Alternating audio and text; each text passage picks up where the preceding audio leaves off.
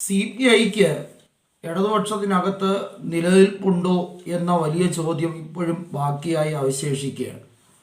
പിണറായി വിജയൻ്റെ മനസ്സിലിരിപ്പിൽ ഒരു കാര്യം എന്ന് പറയുന്നത് CPIയെ പുറത്താക്കി അവർക്കുള്ള സ്ഥാനമാനങ്ങൾ മറ്റുള്ള ഘടകകക്ഷികൾക്ക് കൊടുക്കണമെന്നൊരു താല്പര്യം അദ്ദേഹത്തിന് കുറച്ച് നാളായി ഉള്ളതായി കൃത്യമായിട്ടുള്ള ഒരു രാഷ്ട്രീയ നിരൂപണം പല കോണുകളിൽ നിന്നും വന്നിരിക്കുകയാണ്. എന്താണ് CPIയോട് ഇത്രയധികം അമർഷം എന്ന് ചോദിച്ചാൽ, കണ്ണൂർ ലോബിക്ക് മൊത്തത്തിൽ CPIയെ കണ്ടുകൂടാ. അതാണ് കാര്യം. കണ്ണൂരിൽ CPIയും CPIഎമ്മും വെവ്വേറെ തലത്തിൽ നിന്നാണ് അവർ പ്രവർത്തിക്കുന്നതെന്നുള്ളത് വളരെ വ്യക്തമാണ്.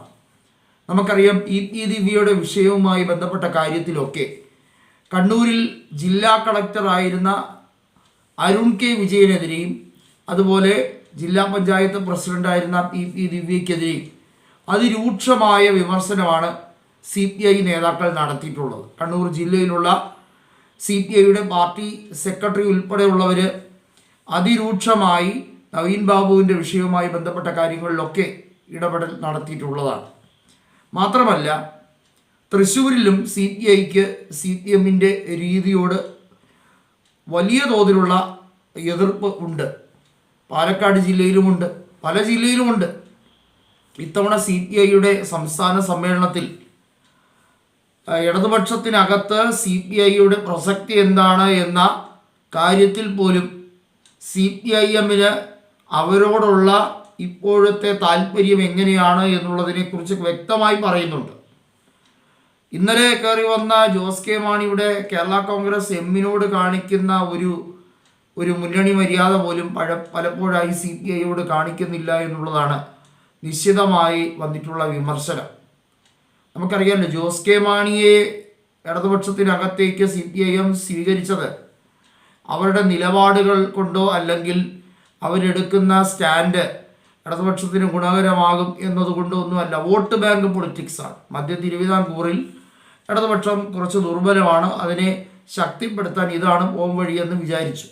ഏതായാലും ഈ പാർലമെൻറ്റ് തിരഞ്ഞെടുപ്പോടെ അതിനും കൃത്യമായി ഒരു മറുപടി കിട്ടിയിരിക്കുകയാണ്.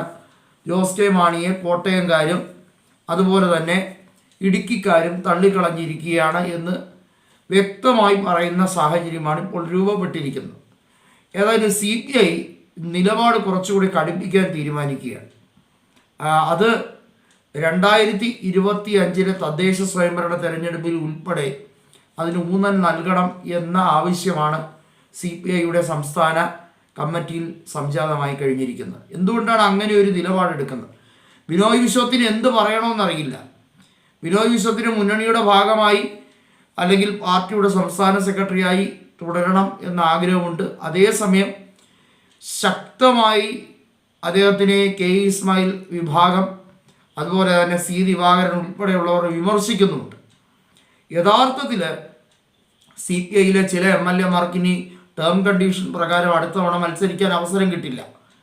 C ദിവാകരൻ പറയുകയാണ്, തനിക്ക് സീറ്റ് നൽകാത്തത് ഉൾപ്പെടെയുള്ള കാര്യങ്ങൾ എടുത്തു പറഞ്ഞുകൊണ്ടാണ് C ദിവാകരൻ പറയുന്നത്. ജനകീയരായ പലരെയും ഒഴിവാക്കാൻ CPI നടത്തുന്ന കുതന്ത്രങ്ങളെല്ലാം അത് തിരിച്ചടിയായി മാറും. പാർട്ടി ഇപ്പോൾ മോശമായ കാലാവസ്ഥയിലൂടെയാണ് പോകുന്നത്. യുവജനങ്ങൾ ആരും ആകർഷിക്കപ്പെടുന്നില്ല.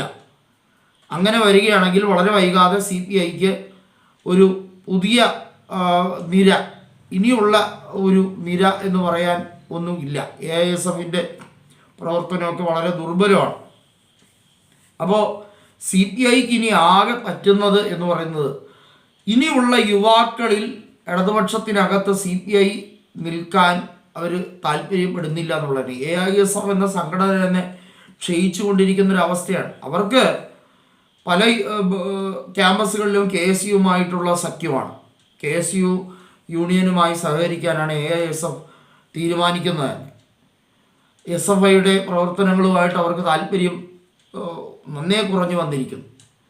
ഇത് കോൺഗ്രസ്സിലേക്ക് CPI വളരെ വൈകാതെ തന്നെ പോകാനുള്ള ഒരു ദിശാസൂചികയാണോ എന്ന് പലരും ചിന്തിക്കുകയാണ്. മുഹമ്മദ് മൂസിനെ പോലുള്ള യുവ നേതാക്കൾ കൃത്യമായും കനയ്യകുമാറിൻ്റെ രാഷ്ട്രീയത്തോട് 100% അത് അനുകരിക്കാൻ താല്പര്യപ്പെടുമോ എന്നുള്ളതാണ് കേരള രാഷ്ട്രീയം ഇനി ചിന്തിക്കാൻ പോകുന്നത്. നിലമ്പൂരിൽ സ്വരാജിനെ പിന്തുണയ്ക്കാൻ CPI ഒരു മുന്നണി എന്ന രീതിയിൽ അവർ മിണ്ടാതിരിക്കുന്നുണ്ടെങ്കിലും അവർക്ക് താല്പര്യമില്ല എന്നുള്ളതിൻ്റെ ഏറ്റവും വലിയ കാരണം, ഏറ്റവും വലിയ CPIയെ വിമർശിക്കുന്ന ഇടതുപക്ഷത്തെ ഒരു നേതാവാണ് സ്വരാജ് എന്നുള്ളത് കൊണ്ട് തന്നെയാണ്.